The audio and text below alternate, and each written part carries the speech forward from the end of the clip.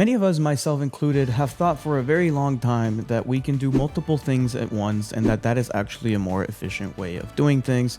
But unfortunately, the science says that this isn't how multitasking works at all. Despite what we may think about multitasking or our ability to multitask, research studies have shown that our brain actually can only focus on one thing at a time. In other words, when we're multitasking, our brains aren't actually focusing on two things at once, but rather it's constantly going back and forth between thing number one and thing number two. For example, a study conducted at the University of Michigan and published in the Journal of Experimental Psychology found that every time that we switch between tasks, we incur what is called a switching cost. Now, this total switching cost might be low if you're only switching between tasks every now and then, but if you're switching between tasks all the time or you're doing multiple tasks all at once, then the switching cost of our mental resources becomes greater and greater and greater. So while multitasking may seem efficient on the surface, when we dig a little bit deeper, we actually find a host of disadvantages that come with multitasking. The first one is impaired focus. One study found that heavy media multitaskers are more susceptible to interference from irrelevant environmental stimuli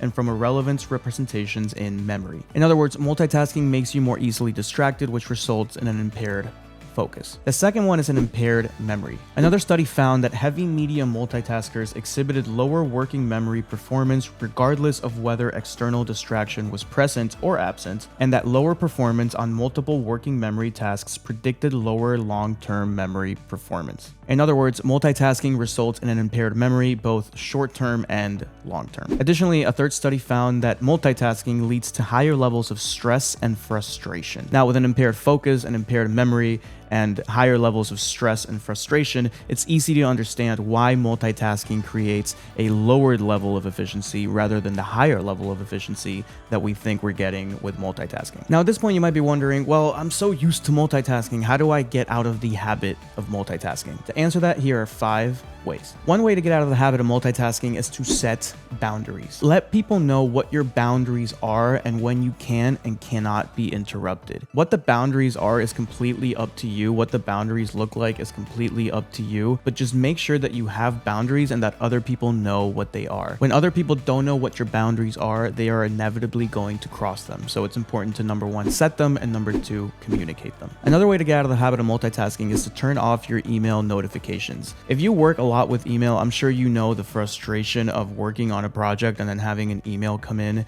and that email is about somebody wanting you to do another project, and now you're doing 3 projects at the same time because you were already doing 2 projects at once and now a third one came in. Or you're working on a project and an email comes in and it's something that maybe doesn't have to be addressed right away, but it still stresses you out because it's something that's going to have to be addressed in the future. And so turning off email notifications so you can actually work on your projects without being interrupted doesn't just help you get out of the habit of multitasking, but it also creates a better work experience and you end up producing better work product because you're not constantly distracted. An edited version of this that you can do if you don't want to turn off all email notifications is to turn off email notifications only from certain people. And then you can let the people that message you with really important things that do need your attention right away, you can let those come up as notifications on your computer. A third way to get out of the habit of multitasking is to simply leave your phone away from your desk. I know it's ironic because I have it on my desk right now, but when you're working, I don't know if this is considered working. I'm having fun right now. I hope you're having fun too. But when you're working, leave your phone away from your desk because it is just too distracting. You know it. I know it. It's there. Even if it doesn't ring, you go like this and you check it and then you're scrolling and then you're lost for the next 5, 10, 15 minutes, maybe an hour, maybe 2 hours. No, I'm just kidding. Hopefully it's not that long. But even if it's not ringing, if it's ringing, it's really, really bad. But even if it's not ringing, it's still there. It's a little siren call where every time you feel a level of frustration in your work, you go, where's my drug? And then you pick up the drug and you're distracted. And now you have to go back to step 1 and refocus. So for me, I found it's personally better to just leave the phone away from my desk on silent. I only allow my phone to make noise when somebody calls me, because if they're calling me, then it's probably important. But texts, any other notification, those don't come through. So it's just all the way over there, and I only hear it if somebody calls me with something important. Another way that you can get out of the habit of multitasking is to create a to-do list. When you make a to-do list, you're less likely to get distracted thinking about what tasks you have to do because it's on the paper. You're less likely to get distracted about what task you have to do next because it's on the paper, and you are less likely to get distracted thinking about what tasks you should prioritize because it's also on the paper. When you make a to-do list of all the things that you have to do and you put them in the order that you have to do them in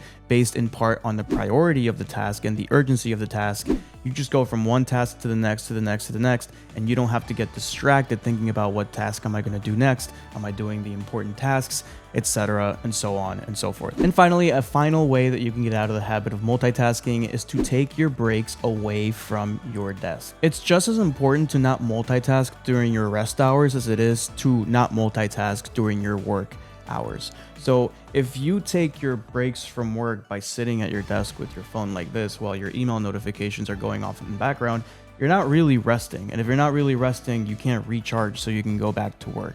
It's like the old saying goes, how you do anything is how you do everything. And so it's important to be disciplined with both work and rest and to have separate environments if you can for work and for rest so that your mind can actually make the difference between the two, and it can fully immerse itself in the work and it can fully immerse itself in the rest, and you're not combining the two and confusing your brain. Now, if you like this video, it's probably because you want or enjoy having more focus throughout the day, and that's why I recently made a video on morning routines, why they matter, how they can set you up for success, how they can help you focus better. I go through my personal morning routine as well as 2 bonus tips for how you can stick to your morning routine and be more consistent with it. So if you want to check that out, check the video out right here. And if you enjoy this content in general, make sure to check out the link below where you can subscribe to my email newsletter where I send you content like this every week via email to your inbox every Monday to get you started off for the week. Other than that, I'll see you in the next video.